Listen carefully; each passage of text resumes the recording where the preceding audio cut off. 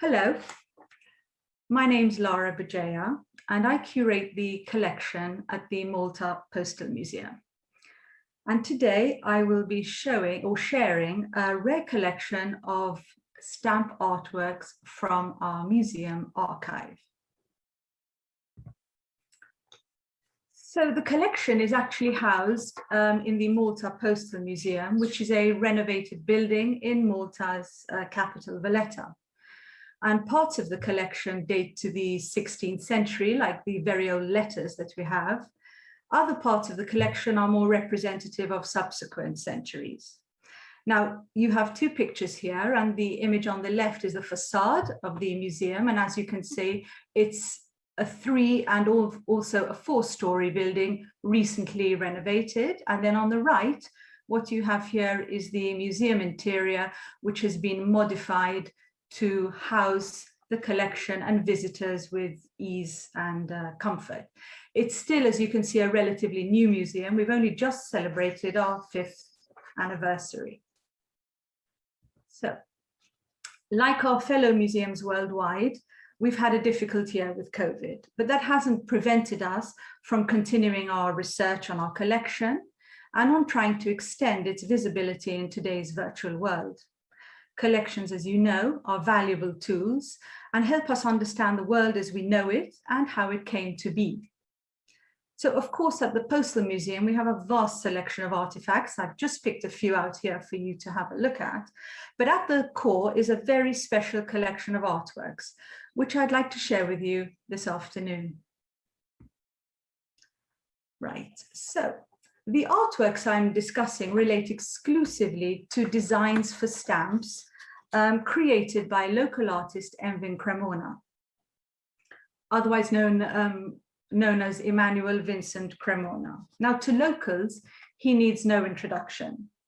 He studied in Malta for a while and then continued pursuing his studies in Rome at the Accademia delle Belle Arti in the early 40s. And here he was exposed to the grave monumentality of fascist art that dominated Rome at the time. This period in Rome was then followed by stints in London and in Paris. We're talking mid-40s in 1946, where he came into contact with the different abstract art trends sweeping across Europe. Upon his return to Malta in the late 40s, he established himself as one of Malta's leading artists, and today remains one of the most respected artists of his generation. Here, what you can see is a very limited sampling of his works taken from a commemorative exhibition I curated at the end of 2019, and this celebrated his birth centenary. They focused on drawing, as you can see, and you can see here he was an excellent draftsman, a fact that's quite often overlooked in his works. But it was really his large-scale works, such as this Annunciation, that caught the public's attention. And as his religious art came to dominate the local scene, so did his reputation. And for 3 decades, he was the undisputed decorator of church interiors all over Malta and Gozo too, culminating in a vast repertoire of broad, bold compositions, figures with angular, grave monumentality. It therefore seems strange that in 1957, he jumped at the opportunity to collaborate with the Department of Posts to design a set of 3 stamps. A rather alarming switch from large-scale church art to minuscule stamp decoration. Fortunately, his new style of painting was successfully carried over into his parallel work in philately, where his artworks came to define and establish an imagery of innovation, often challenging the basic format of stamp design, as we'll see in subsequent slides. So 1957 saw him to put pen to paper and design a set of stamps commemorating the 15th anniversary of the George Cross Award. This was a set of 3, and these rather innocuous pieces of paper were to launch a 23-year career of stamp design. The designs, as you can see, are bold in monochrome, but eventually the stamps came to be printed in green, vermilion, and a reddish brown. They depict war scenes, of course, and a personification of Malta on the left-hand side.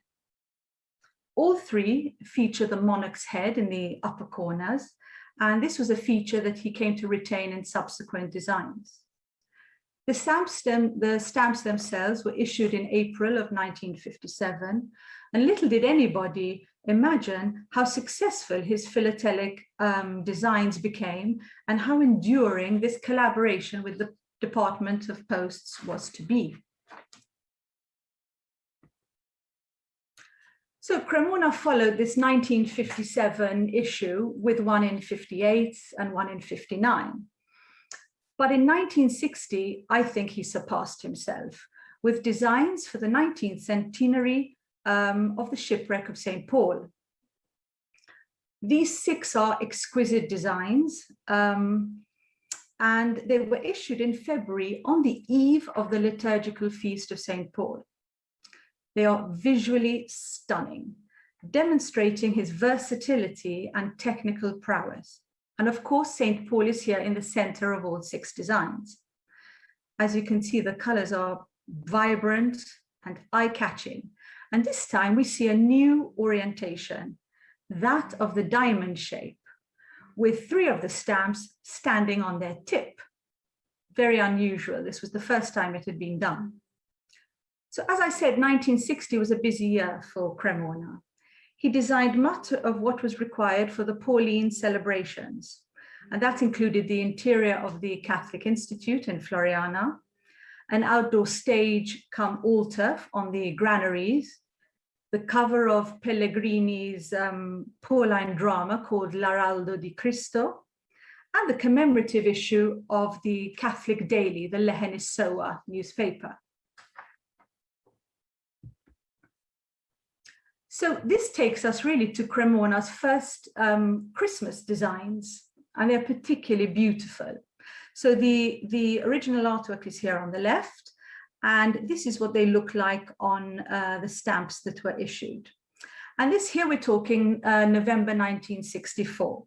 And we see the Holy Family in the company of shepherds set in a very traditional Italianate crib. And this first set demonstrates the influence of the Vatican Christmas sets, which he would have been exposed to. The composition, as you can see, is very compact.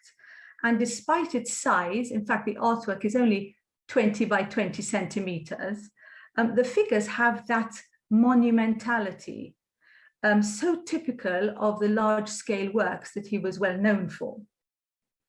You can see a white star in the upper right-hand corner, which begins to be a very prominent feature in all his Christmas designs. And for the very first time, he uses touches of gold. And you can see that in the interior of the crib, in the halo around the child, and parts of the reclining Madonna. So this first Christmas stamp is quite important because it sets a precedent for all subsequent Christmas issues. And although it's designed in this dark cobalt blue, the stamps were issued in a bright blue, a blue-green, and this pinky purple that you see over here.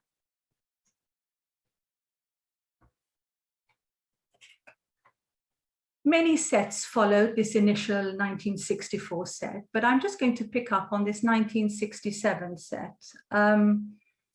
Just take a look at it. I mean, I think it's so clever. Here he's really moving away from the traditional Vatican-style stamp and introducing a very innovative triptych format. So while he retains this traditional nativity scene in the center with angels on either side, the entire design is contained within this trapezoidal shape and can be read singly as one story or in 3 separate parts. It's so cleverly constructed. And if you look at the stamp, which I've put in the bottom right-hand corner, you can see how they were actually divided into 3 separate stamps. Very, very innovative. And again, here in the middle strip, there's that lovely band of gold, which he always likes to introduce, not just in stamp design, but also in his church works. Okay, so look at these nativity designs. This is 1968. As with the previous slide, Cremona is again experimenting with the basic shape. And how clever. There's no crib, but my gosh, it looks exactly like a crib. It's just hinted, the actual shape of the stamp hints at a crib. So the designs are very stylized, kept very simple, all key components for successful stamp design. And again, if you look at the angels and the figures of the Madonna, Joseph and the shepherds, they are large, they're chiseled, they're bold, they're very stylized, very simple. Again, that star, which looks like a flower, has morphed into something extremely stylized, but yet there's this very delicate coloring, enabling the figures to take center stage. And you can see in the lower right-hand side how they were actually printed on a sheet of stamps. So maximizing space, stamps were printed upside down and the right way up just to slot into each other efficiently. Now we're going to move to this set, which is, I'd say it's probably my favorite set. And this is 1972, again, Christmas designs, and this is angels with musical instruments. So of course, the artworks here are tiny. I mean, we're talking 15 by 10 centimeters, but yet look how big and bold the figures are. They're larger than life, jumping out of the screen. They have that monumental chiseled aspect, clearly demonstrating the influence of Mario Sironi, who was an artist that he would have come into contact with in Rome. And Sironi had perfected the art of propaganda for Italy's fascist regime. So here, Cremona really is taking inspiration from there. Look at the stylized hair, the long fingers, the very angular face. They're absolutely gorgeous. And again, like all Cremona's Christmas designs, there's the omnipresent star, but this time it's been completely pared down and reduced to its bare minimum. The designs are innovative, they're stylish, they're beautifully executed. He was master of the gouache medium. And here we see these wonderful hues of purple, blues, and a kind of mustardy brown in the lower left-hand side. So we're going to leave Cremona's Christmas output for a while, and we're going to move to his first definitive set of stamps. Now we're going back to 1965 here, when he was commissioned by the Department of Posts to depict Malta's history on 21 stamps. Now I've just picked 7 over here just to show you what the variety is in the collection. And he's picked out key dates and key events in the island's long history and made them so iconic and so recognizable just at a glance. And they are, in my opinion, the finest of Cremona's designs, having all the right ingredients for visual success: simplicity, easily recognizable, and this love of block coloring, this blue, this purple, this pink, this gray that you see throughout all his works. Now, the Cremona's collaboration with the Department of Posts lasted until 1979, so that is 23 years. And they yielded 62 sets of stamps and more than 170 different designs.